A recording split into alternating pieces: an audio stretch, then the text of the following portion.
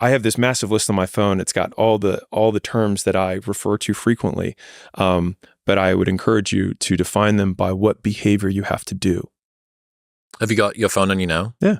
Can you pull up one and give us a term that you like to look at? I'll give a fun one. I have tons. This is fun. Well, it's words. And that's one of the things that I appreciate is anybody that spends enough time crafting words and thinking about them precisely ends up having a very accurate view of the world, because all of the fluffiness that comes about, we mediate our experience through language. And then what? You've got a shit-eating grin on your face. Oh, I've just got so many. Okay, well, pick one of your favorites. I'll do three of them. Two of them that are related, and then a third one. All right. So this will be really good. This will be nasty for the people who are listening at home. So learning means same condition, new behavior. So phone rings. You answer the phone, you say ABC. I say, cool, read this script instead that says DEF. Phone rings, same condition. You say DEF, you have learned. Same condition, new behavior. Intelligence is rate of learning. It's speed. It's a measurement of speed.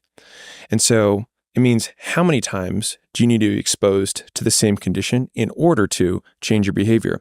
If I teach someone something, that script, and then on the first try, they say DEF, and someone else, it takes 5 tries for them to say DEF, they are not as intelligent as the first person. Here's why this is interesting. Every person who's listening to this right now has listened to 1,000 fucking podcasts, and they're in the exact same condition, and yet they have not changed their behavior, which means 1, they have not learned, and 2, they are dumb. Which also means that if you can control your behavior, you can also control how intelligent you are. And so if you want to be a smart cookie, then it means that you just decrease the amount of times that you do not change your behavior under the same conditions.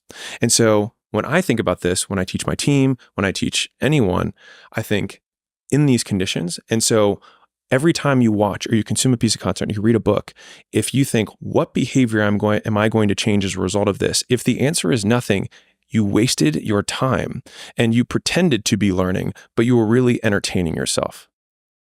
And so that frame has been incredibly helpful for me to speed up how quickly I take action, because I don't want to be a dodo bird. So that's two different ones, learning and intelligence.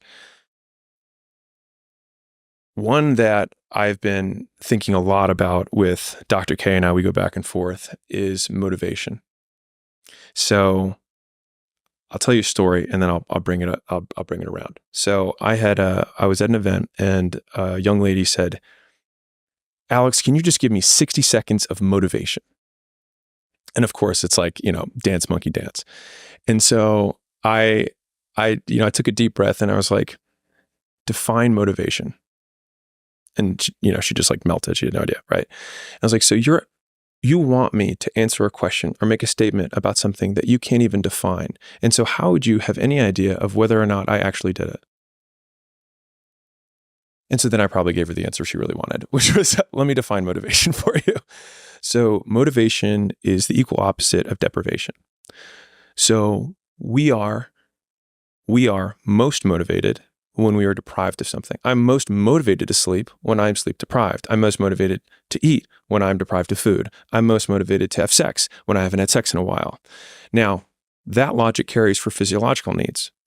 But then when you get into psychological things or intangible constructs, so like, let's think about money.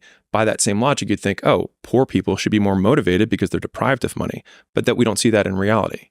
Many poor people are not that motivated. So it would then follow, and I've seen some incredibly rich people who are wildly hungry for money.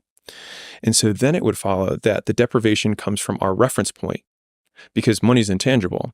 And so it's how much do we perceive our deprivation around money? And so if all of my friends are billionaires and I'm worth $100 million, then I have a $900 million deficit that I have to come up. I'm $900 million poorer than the person who just is at $5,000 a month who wants to make $10,000 a month. I'm more motivated to make money than they are because I'm more deprived of it. And so in thinking about this, I then think, okay, what am I deprived of? That motivates me. to go get it. And also, when I want to try and judge the behavior of others or predict their behavior, I have to think, what things are they deprived of? Because I'll have a much stronger predictive power than trying to say, how do I motivate this person? Look at what they lack. It's a much more accurate way to predict the things that people are going to chase after. It's operationalized. What do they do?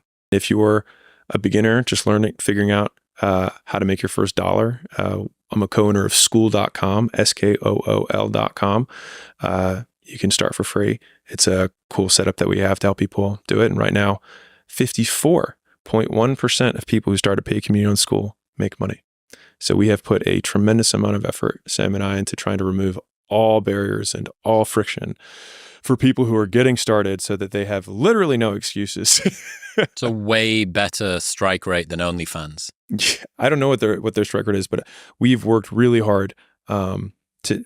If you saw the amount of detail, I mean, maybe you heard some of this from the podcast, but the amount of detail that went into like where buttons go and what things we remove was actually a big one. Was how can we so pare this down so that people don't get overwhelmed? Because the number one reason people cancel or decide not to do something is overwhelm. And so we're like, okay, how can we funnel action into the clearest possible steps that people go step 1, step 2, step 3, and then all of a sudden they're like, oh, this actually worked. And so it's been really cool to see the thousands of people who have made their first dollar, which is what I make all my content about it to begin with. And so it's been the ride of my life. It's been awesome. Okay, I appreciate you, man.